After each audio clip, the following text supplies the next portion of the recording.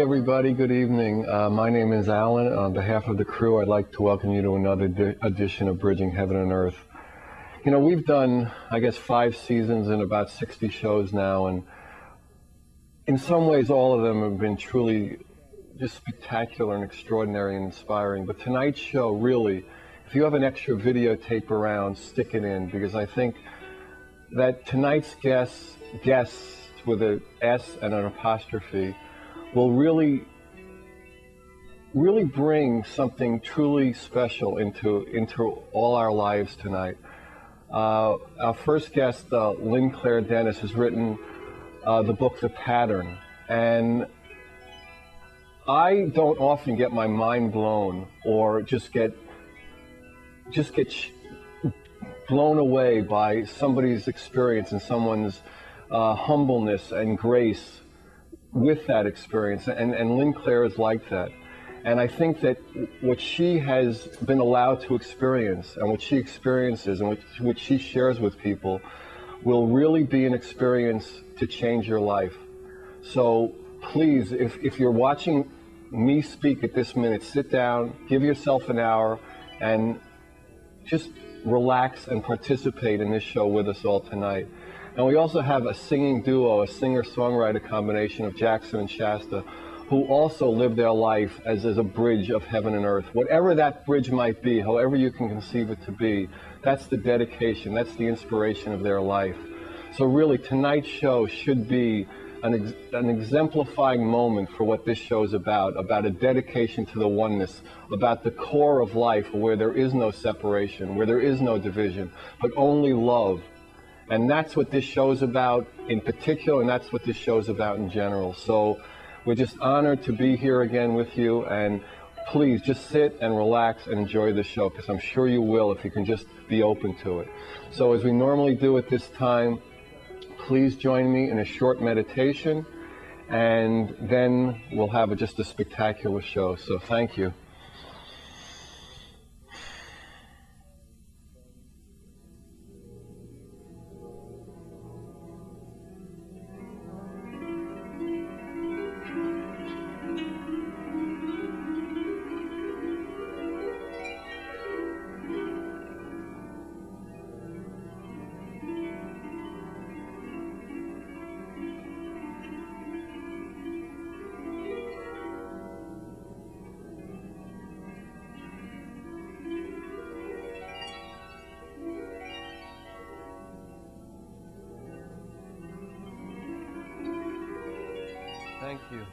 Thank you. So I think we're going to begin tonight's show with Jackson and Shasta singing "Love is the Answer," and as we all know, it is, and we'll know how to achieve it more if we watch this whole show tonight and participate in it. So Jackson and Shasta, "Love is the Answer."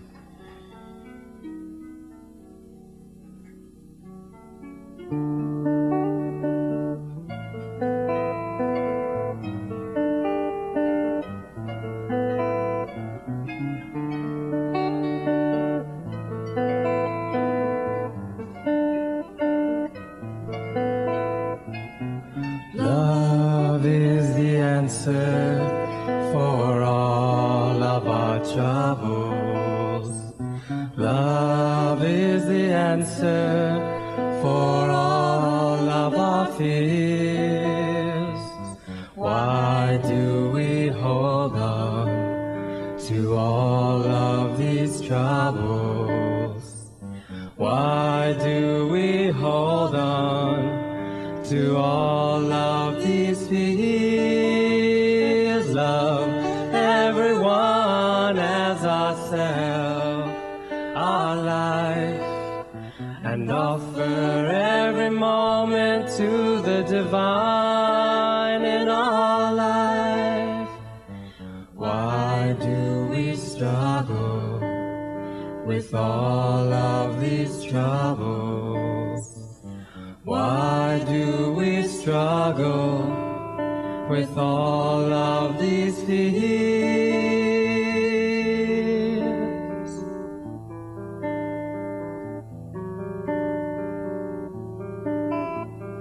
Love is the answer for all of our troubles.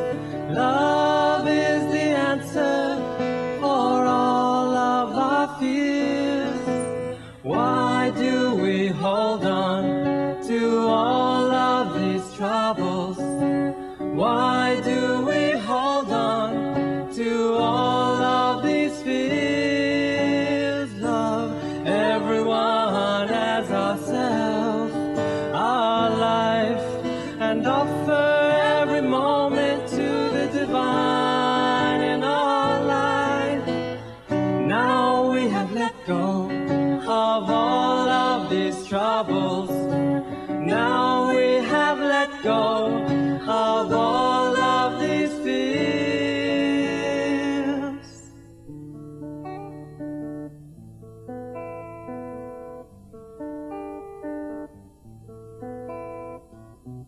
Love is the answer for all of our troubles.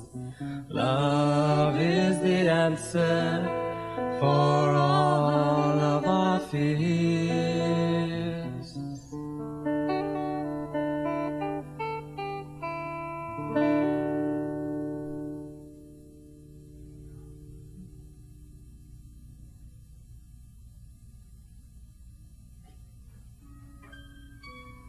Yeah, thank you, Jackson. Thank you, Shasta. So as you can see, I'm here with Lynnclaire Dennis, the author of the pattern. Hi, welcome. It's good to be here. Thank you. So why don't you start by telling how this whole impossible dream started for you, or possible dream now, right? Well, it started 11 years ago. I was racing a hot air balloon across the Austrian Alps. And this was on your wedding? On my honeymoon. Right. And we were flying, and all of a sudden we're sailing along, and at 12,000 feet, I found myself outside of the balloon looking at my body and going, that's interesting, I'm not my body. I'm not in my body, but I'm not my body. And we were oxygen deprived, and circumstances had conspired somewhat, I think a cosmic comedy of sorts, to take me out quickly, and I experienced what's commonly called a near-death experience. And you were out a long time on earthly time, right? On earthly time, yes. I was gone quite a while. It's they think I probably lost consciousness at around 9,000 feet. I left my body. I remember hearing the dialogue between, the other two in the balloon, my husband and the pilot, at 12,000 feet. And it was not until somewhere between 17 and 20,000 feet that they noticed that I was dead. And during that time, I was having this very richly textured near-death experience, and had many of the common, occurrences that happen. The tunnel and the light. Right, something exactly. Specific happened to you. Right. Well, pattern happened. Yes, right. Go ahead. Well, most people, it's interesting, Alan, because most people talk about the tunnel, about going through the tunnel to get to the other side. That wasn't my experience. I just turned around, and all of a sudden, I'm halfway around the world. I'm no longer over the Alps. It's not winter time anymore. It's not January. It's July, because the alpine meadows are in full bloom. And my grandmother is coming to meet me. And my grandmother died when I was 11. And so I'm having this, this life review, as most people describe it. I did great. That's where I found out that the only thing that mattered was love. Because all of a sudden there's this parade of people coming out to talk to me. And all it was about love. It boils down to love. That was what it was about. Yeah. But there was one interesting thing. I knew everybody who came onto the stage. The last person who came out, I didn't know. It was like everybody came out a doorway to the left, took center stage, and then walked off this doorway. And these were people in your life that you knew. Right. Okay. So they came from the right and entered through this left, and I thought, oh, that's where I'm going. I'm going to be on the other side pretty soon, that other doorway. Well, the last person that came out the door was someone I didn't know, and this person walked center stage and said, Lynnclaire, you'll be a catalyst for change. You'll be a catalyst for change. For love. You'll bring forth, hold, and honor remembrance. You'll bring to conscious awareness the realms, realities, and remnants, in order that the spirit may remember the dance. I thought, who are you? And this person turned and walked the other way, back the other way. And then it was the tunnel. That was when I came to the tunnel. And there's only one word in my book with all capital letters. And it's not pattern, and it's not even love. It's music. And that's why Shasta and Jackson's music was so wonderful. It's like we can end the discussion right here. The answer is love. But it was the music that drew me through that tunnel. And I came to the end of the tunnel, and I've always said that I left my right footprint embedded in eternity. Because as I stepped out, I saw what I knew was taking me home. I was going home. And it was clear that you were going to a place of peace, a place the music was taking me to love. That which I had always wanted. Which is home. Exactly. And my next experience was I couldn't wait to get there. I couldn't, wait to be in that full embrace. My next recollection was someone grabbing my left foot and pulling me backwards, back into the tunnel. and I didn't want to go. And I remember twisting, turning in my body, because I knew if I was going to be hauled back, that I had to remember what it was I had seen. And I can remember twisting and looking to see it. To see it again, to try Exactly. to get a better look at it. Yeah. So I could remember it. Right. Well, they said that what was happening, of course, when I was being pulled back, was my husband, who was a physician, was reviving me, giving me CPR in the balloon. So this is really like a traditional story of the near-death experience and you coming Right. back out. Right? Exactly. Okay. And but I came back swinging. I came back with fists flaming. They said, you know, that if I'd connected with either one of them, I would have landed a serious blow.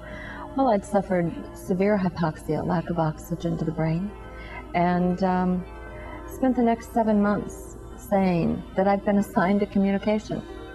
But you didn't know what it was at this point. Yes, I knew that. Here's all I knew. I knew, and all I could articulate was that I had seen the strand of the tapestry that wove all creation. I said, it's space, it's time, it's light, it's what matter is, it's how matter moves, and because it's love. Love is the only thing that matters. And so, But you couldn't, at that point, you couldn't draw it, you couldn't... I couldn't talk. The doctor said... Well, that's right. I mean, I had suffered a very serious hypoxic and they said you episode to the wouldn't brain. walk or talk again. They said I wouldn't walk or talk normally again. A lot of people say I don't. Yeah, you still haven't gotten right. in the, you know. Yeah, Okay. we don't do normal anymore. I understand. spent 35 years I guessing at what understand. normal was. Right. So now we're into natural, not Right. supernatural. It's not. Right, It's just natural's natural. good enough. Natural's all. That's all There it is. Right. Right. And so I spent the next 4 years driving everybody crazy, trying Just to trying remember. to really remember. Trying to get back in my body. Right. Trying to figure out who I was, because every belief I had, became like ashes scattered over the wind of the over the Alps. And so I had to put my whole life back together. And so it was from an emotional, consciousness, a spiritual expression. Physical, exactly.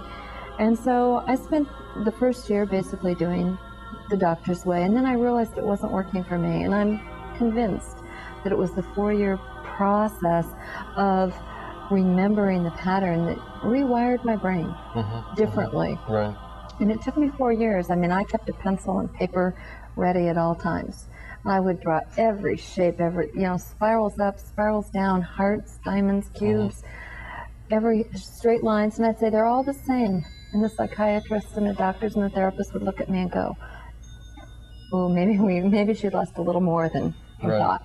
And they'd say, "This is a circle and this is a straight line. They're not the same." And they'd say, "Yes, they are." Depends how you've seen it, and you saw it another way. Yeah, but I couldn't figure the whole thing you couldn't out. Right. Exactly. So that was 4 years. That was a 4-year journey until Valentine's Day, 1991. I just moved to the Big Island of Hawaii, which, if you've been there, you know it's a magical place in and of itself. And I'm convinced it was very connected to my ability to remember. And it was there that I literally had a dream. And I'm standing at the end of the tunnel in my dream, and I saw the pattern. Clear enough that you could remember it and write it down. Very clearly. And there was a woman standing next to me.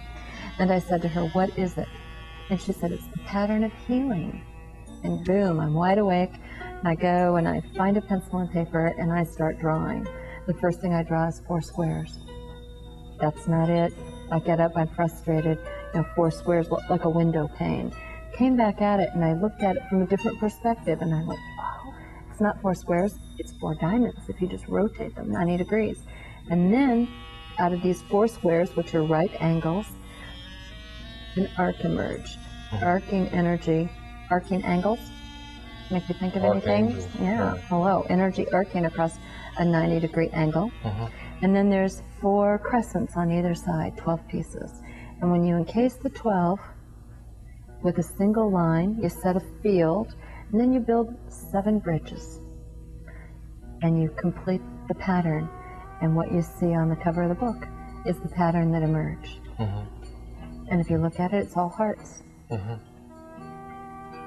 So once this became a reality in a way to you, that you could move forth with it, I mean, it's just been an extraordinary journey since then, since 91. I mean, you just finished an amazing workshop or symposium with Why don't you tell people how that kind of proceeded? Well, we'll back up just a little bit, because once I remembered the pattern, that was when everything, I remembered from one perspective, that I lived with what you see on the cover of the book, that shot, that picture. That's what I lived with for a year and a half. That was my teacher. That was all I knew.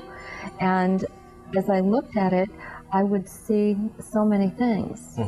And I knew that that was what my life was all about. And in 1992, I wound... For you to learn it and then bring it to the world. Exactly. I knew there was so much more than what there was there.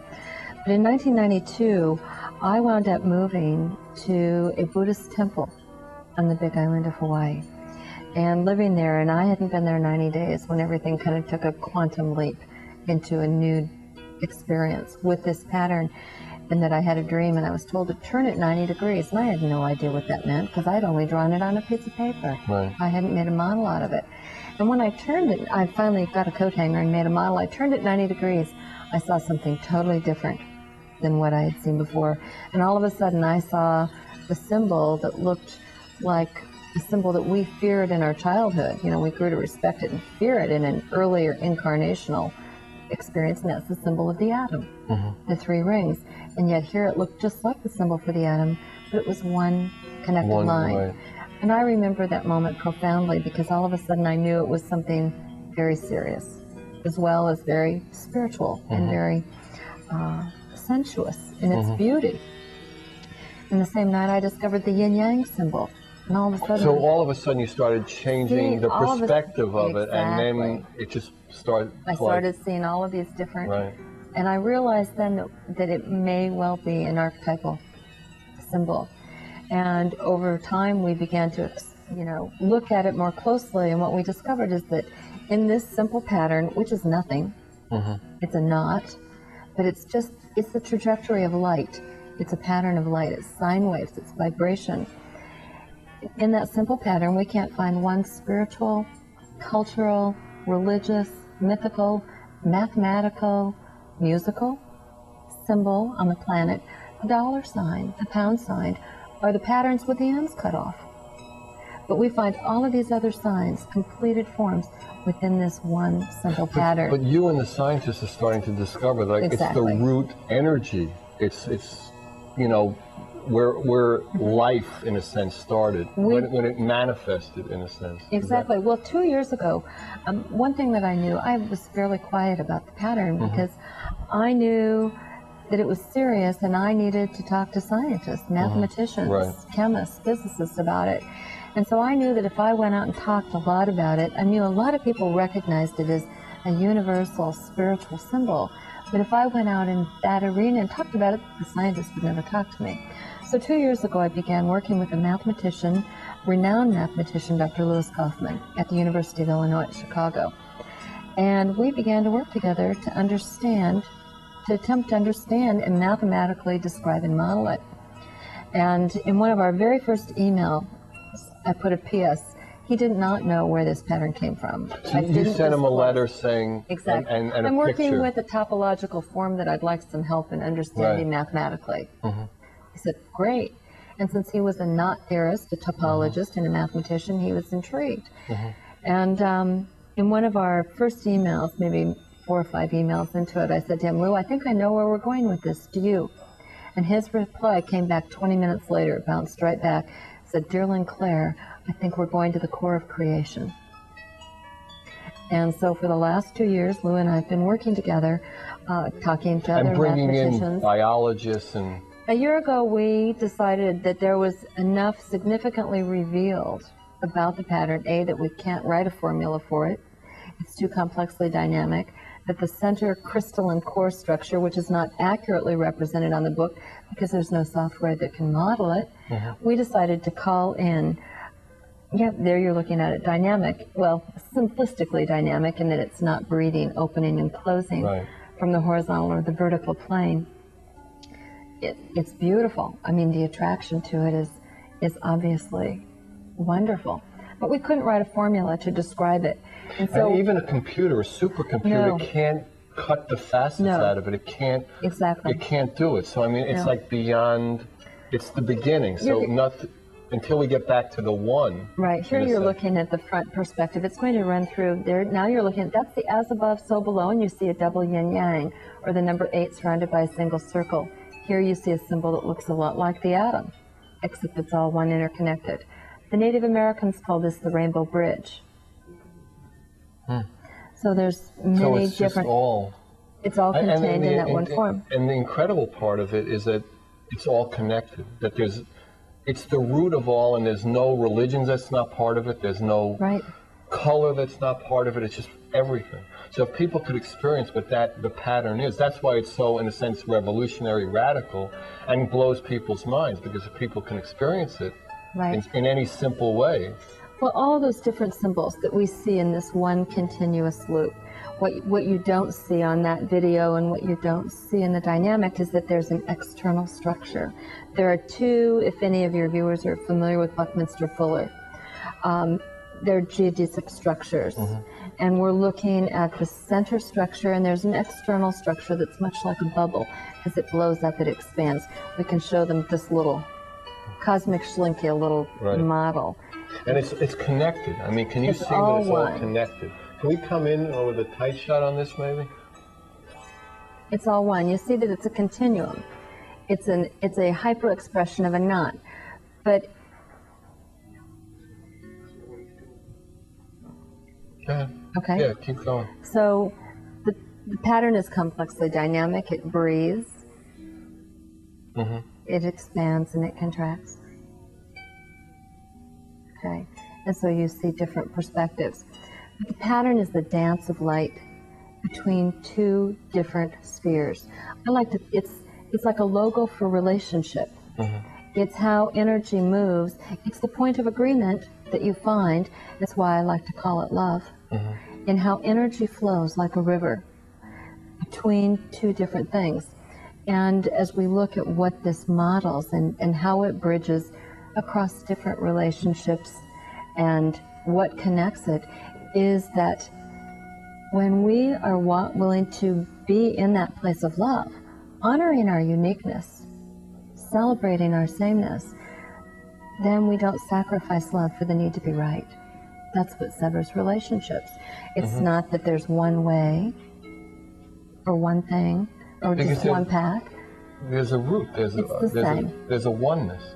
And this has a way of, like, I mean, throughout history, teachers and religions have talked about a oneness, but this is almost like a physical manifestation. So can we put almost on a chart of the atoms, in a sense, and that is the connecting part to everything. Everything has that at its root.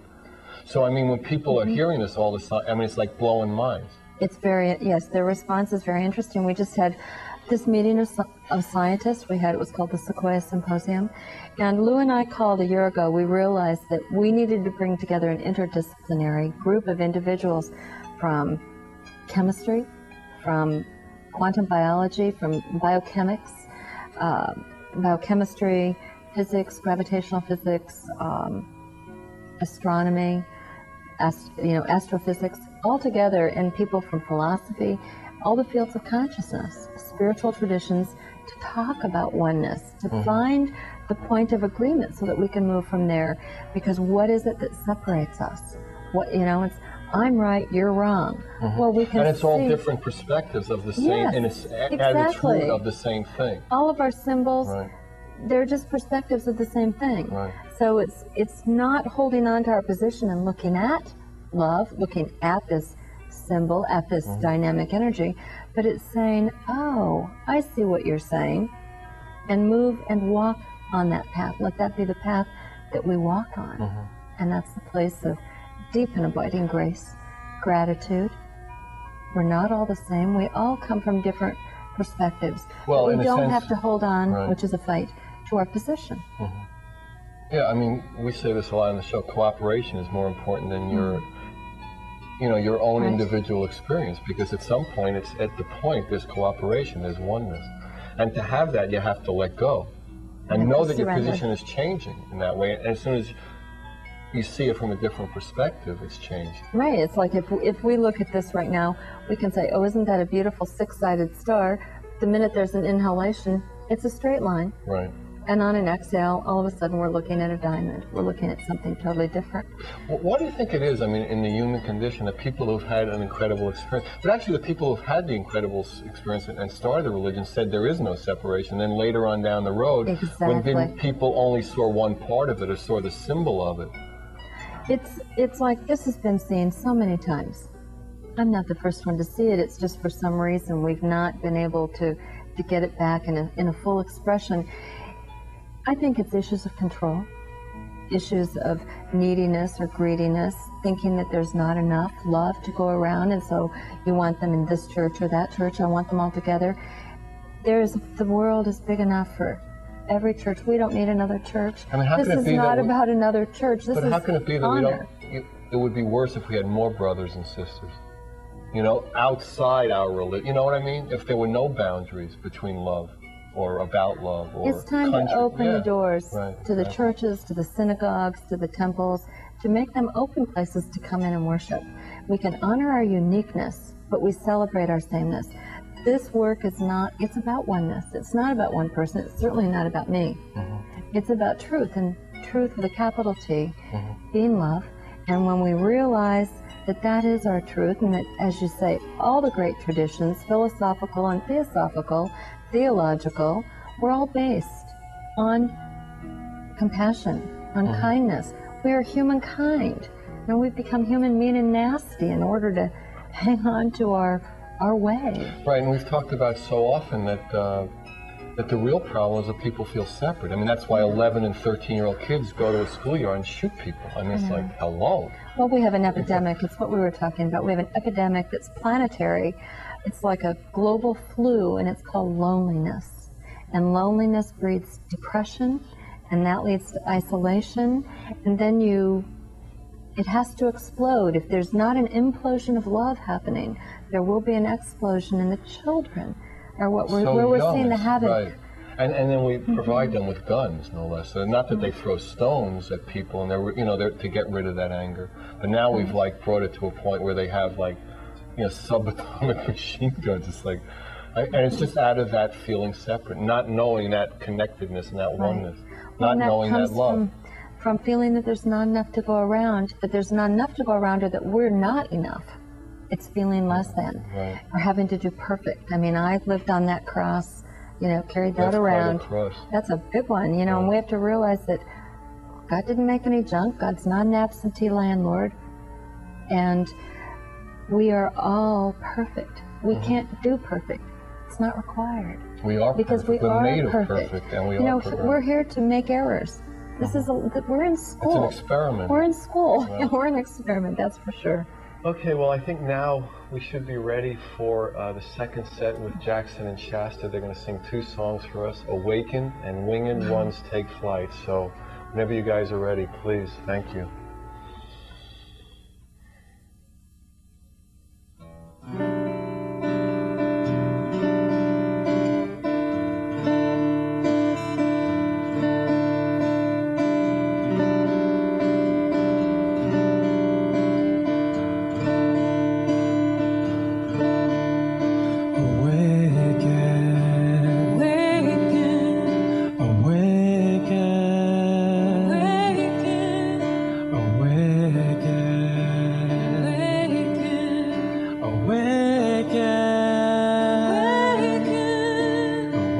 From the dream, I am the dreamer,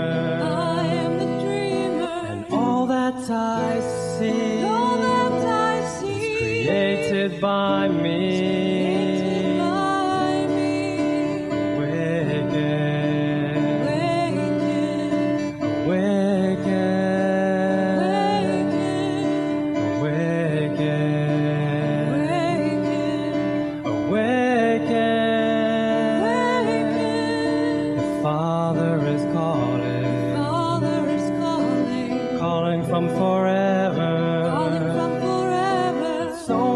To do, so much to do. The Father needs you. Father needs you.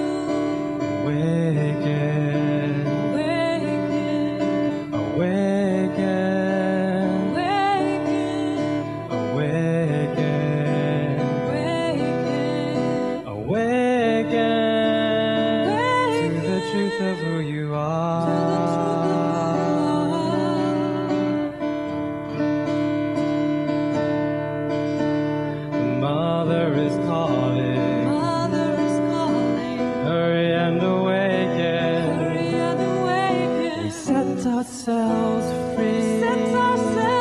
Let go and just be. Awaken. Awaken. Awaken. Awaken to the truth of who you are.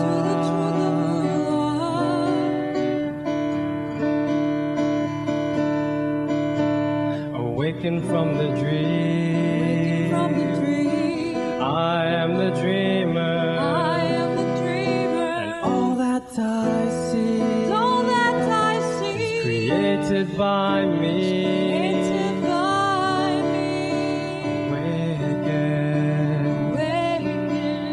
Awaken. Awaken.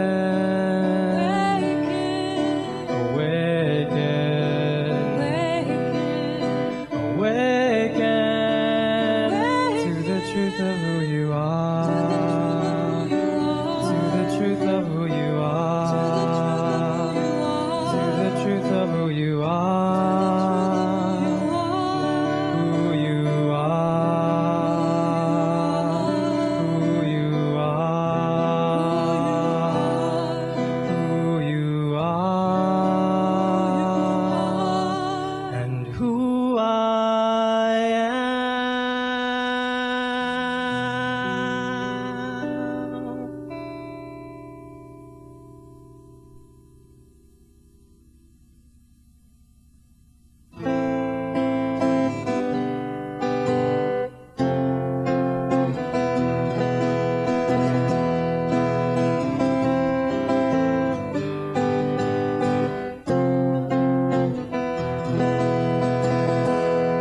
I give thanks to the Great Spirit for giving the gift of life. I give thanks to the winged ones cutting through illusion like a knife. I give thanks to the Earth Mother for filling all our needs. I give thanks for this awakening, rising ever higher in our deeds.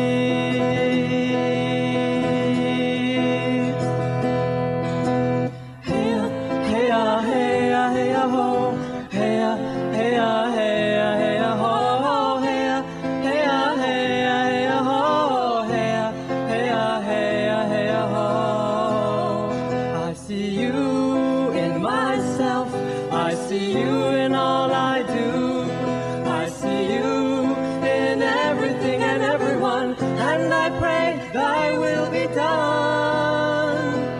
I watch the river flowing to the sea. I watch the birds take flight within me. I feel the sun pouring love on my face. And in my heart I savor your divine grace. Hey-ya, hey-ya, hey-ya, hey-ya, ho. Hey-ya, hey-ya, hey-ya, hey-ya, ho. Hey-ya, hey-ya, hey-ya, hey-ya, ho. Hey-ya, hey-ya, hey-ya, hey-ya, ho. The time is now. The place is here. So open your heart and let go your fears.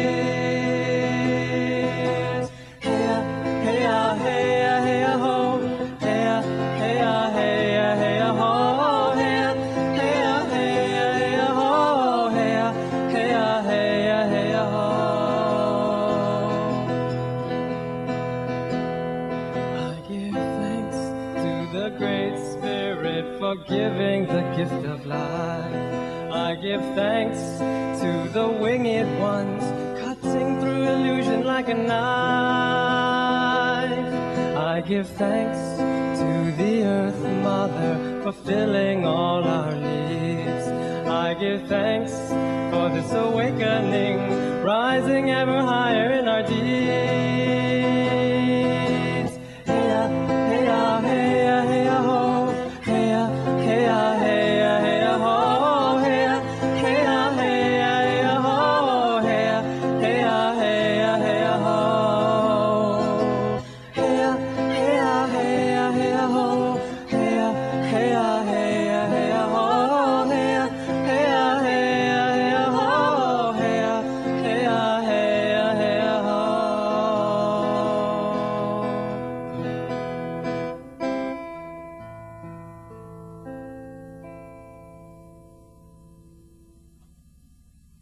Thank you, Jackson. Thank you, Shasta. So we're back here with Lynnclaire. So where do you hope to go? I mean, do you hope to? I know you have a desire to deal with children and bring this love and this experience of oneness to children. Why don't you talk about that a little? Well, I'm here. That's where I want to be, is in every new here. You know, just show up and help children, especially. Well, we're all children, to enter into and remember what that childlike state of wonder and awe and gratitude feels like. To help all of us remember that it's not about being childish, that it's not nonsense, although it may be nonsensical to walk into that place of grace, but to help us understand what it is to lighten up, first of all, on ourselves, not take it all quite so seriously. You know, we can have fun with this, you know. It's about joy. It is about joy. It's like, you know, a friend of mine said, you know, he rechristened me, gave me a new name. He said, I know who you are. He said, you're Lady Lynneclaire, the high priestess of the cosmic celestial sirens, she who penetrated but did not rupture, your cosmic double bubble, thus to reveal your exalted cosmic schlinky. So we're calling it the exalted schlinky. Yes, the cosmic schlinky. So it's to lighten up, not take it all so seriously, and to be able to move in joy, to be in that flow. Because what is it that ends a relationship? What's missing is that point of agreement, that place of connection, you know, and how we're different. And so to help people understand that place of light and joy is antithetical to fear. Fear can't reside when you're walking Actually, you have a little, open-minded. like a simple, let's call it an experiential technique. Right. Why don't you actually do that and see people in the audience? Go ahead. Okay, great. We'll all do it. We'll I mean, the all do audience it. out there. Great. Okay, the audience out there, our big audience. Yeah, a big audience. The multitudes are out there. Good. Well, what we'll talk about is we're going to talk about the hands, because this is a mudra of emotion. This is about making love real. It's like I like to say, it's time to stop going to the cave and meditating on the mountain. It's time to stop, you know, get past waking. Bring love home. Yeah, it's time, you know, we've talked about lucid dreaming for a long time and lucid waking. Well, it's time to start lucid walking. You know, going out into the world and changing the world, being in effect. And so Isaiah 49, how do we do this? Isaiah 49:15, I love to go back to different scriptures. The prophet Isaiah said, God said that I carved your name in my hands so I wouldn't forget you. And it's very interesting that if you look at the palms of your hands, like on you will see, do you remember what God's name is? I am that I am. Right. Well, on your hands, you will find in one hand or the other, on one hand you'll find in the lines of your hand, it's like a Greek A, don't look for a crossing bar, a wave, it's like a sine wave coming up. And on the other hand, you'll find the letter M. We did this with a group earlier tonight. Right. Sure enough, everybody had it, an A and an M. Well, the pattern is a sine wave, which is a vibration, you know, like the EEG or EKG. It's a sine wave turned 90 degrees in three-dimensional space and brought back on itself. Well, how do we harness the energy that's in the empty space between us? Is you find the A in one hand, you find the M in the other, and you become the A-U-M. You become the embodiment of the Om.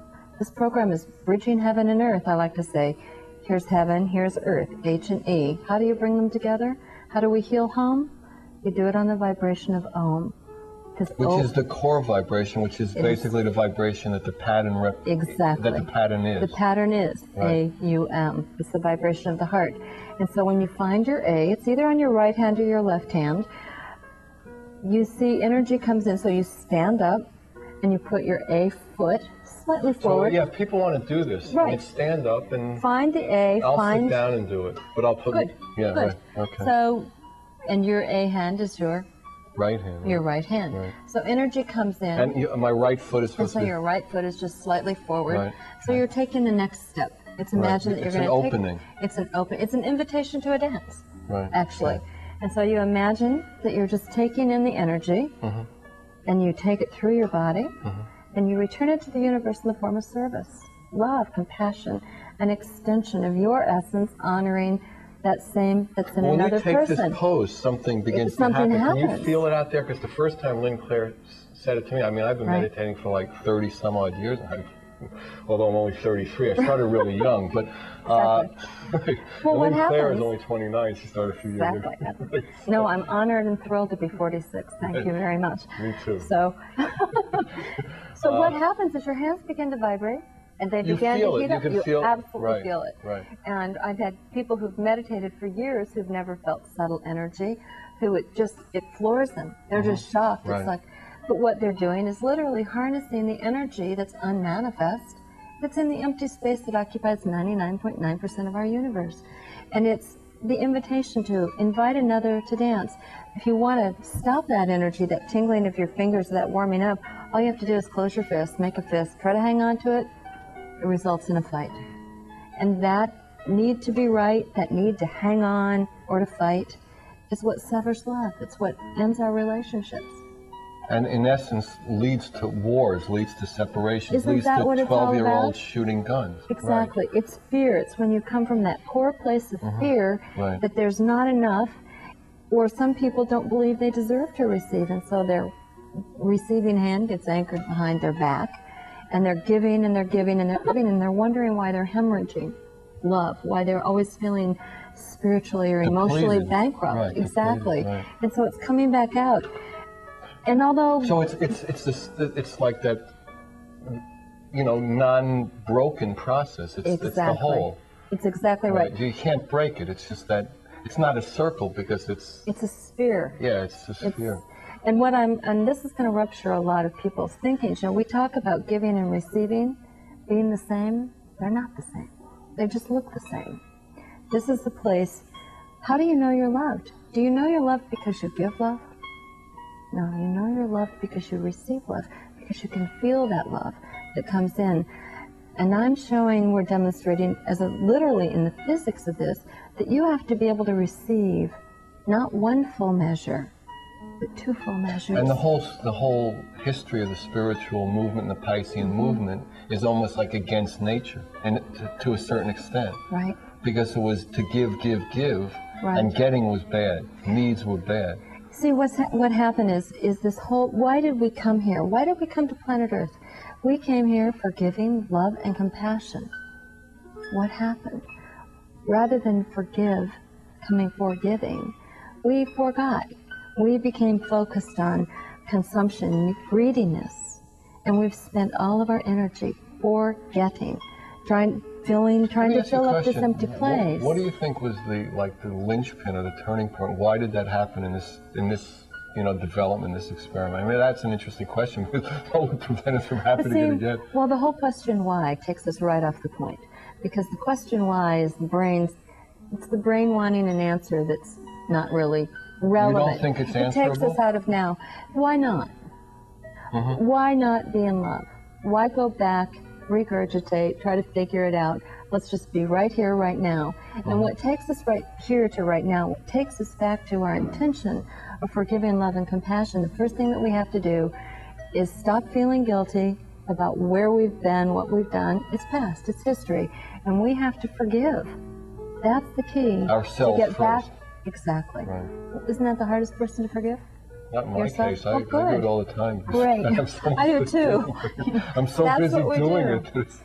Well, when you forgive, you move right back into gratitude. I love to tell people, if you're feeling in fear, if you're feeling scared, afraid, find one thing. Go to this place and find one thing to be grateful for. And take a breath. And the fear dissolves.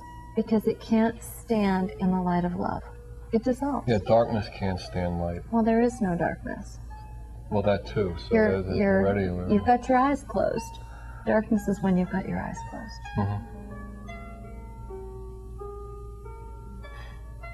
So you have intention or plan to meet again and to propel this further and further into a reality for people. Right. We had almost 50 people on the top of the mountain for 4 days a week ago. And this is interdisciplinary, interreligion, intersexual, exactly. Men and women, everything. Absolutely. Yeah. And it was an amazing conversation, and the dialogue, the deep dialogue that's coming out of that,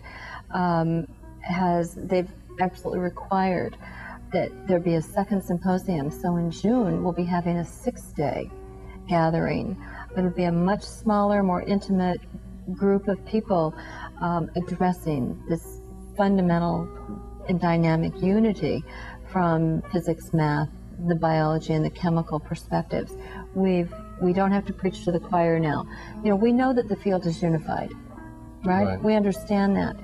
But the and now question was our how it's question is unified. how it's unified, and how might that affect change in our world. So what's coming out of this is my passion is for the children. We have, well, it was so beautiful, Jackson and Shasta tonight, demonstrating through the harmony of their voice, the unity of their relationship. See, and unity is a prelude to harmony. It's this pattern. Once we have an understanding of it, once we see how we can honor uniqueness and celebrate sameness, we have a message that can not only change our lives, it can change the world. And so we have to do this for the children. I'll tell you a real quick story that happened a few weeks ago. I was in Monterey. I was at a street fair buying some art. My purse was sitting open on a table some feet away from me. And I was talking with a woman, and her daughter and a little girl were dancing around, playing around. And all of a sudden I noticed that this one little girl's hand was going into my purse. Now, this was a big risk because this little girl was an African-American child. And to reach into anybody's open purse is to take a chance. She was taking a chance. She was taking a big chance. Well, what she was reaching into my purse for was a pink model, just like this blue one. And I saw her reach in, pull it out, and I turned to her.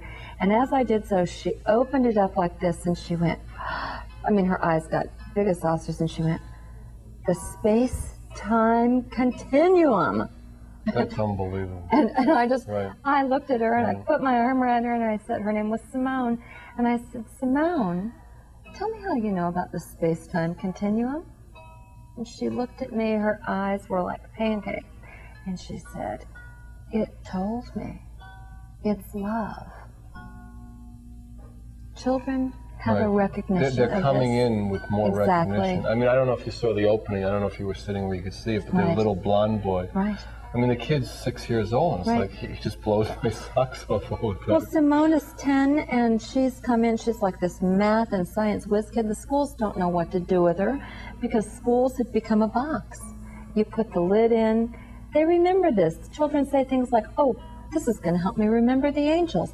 Oh, I remember this before I was born."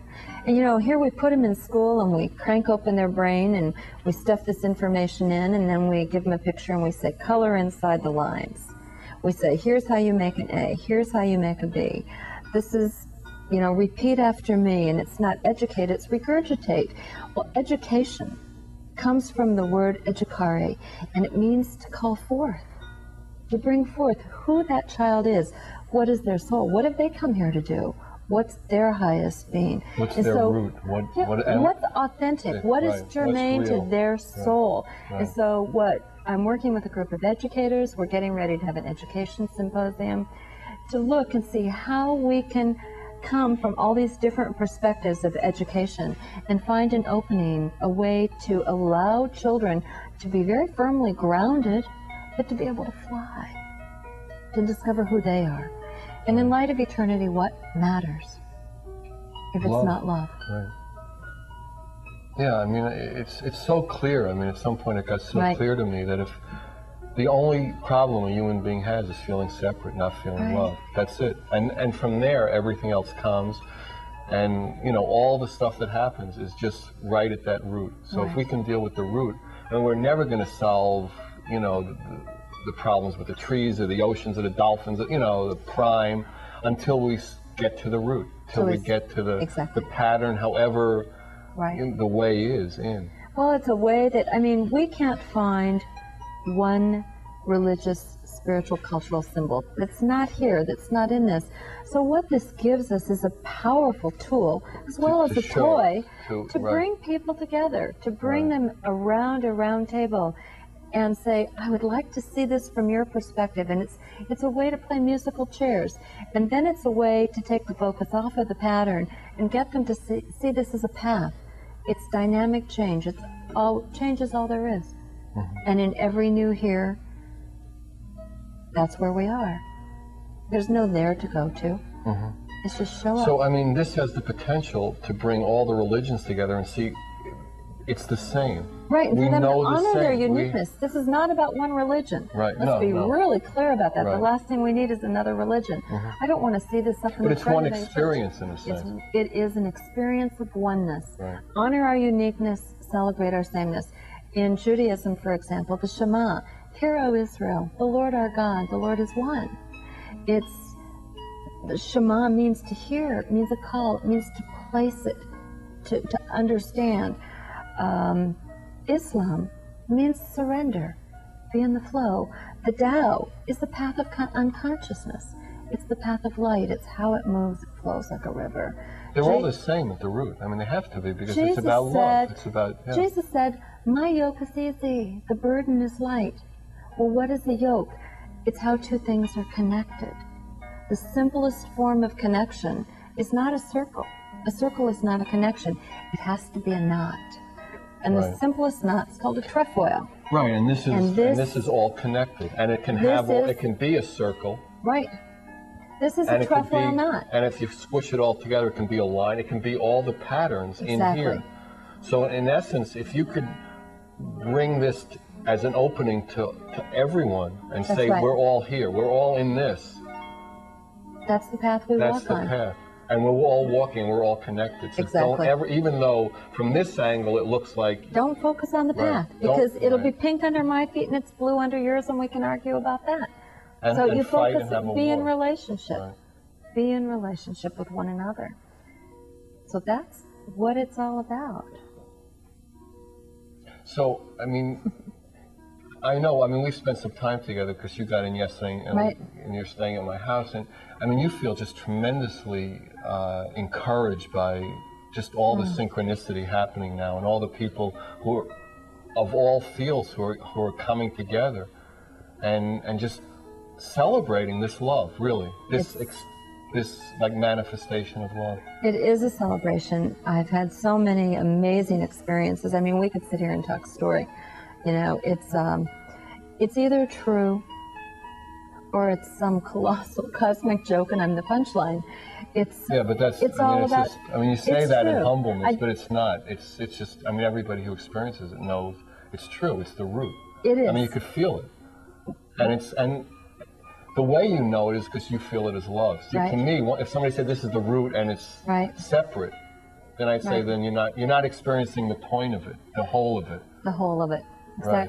You know, I'm really blessed to have people like Dr. Ashok Gangadine at a Haverford College, who has the Deep Dialogue Institute, whose focus for 35 years in philosophy has been examining all the religious and traditional philosophical paths and religious paths. And he's from the East, so he's come into the West from a unique perspective, looking for the points of agreement, looking for the logos, if you would.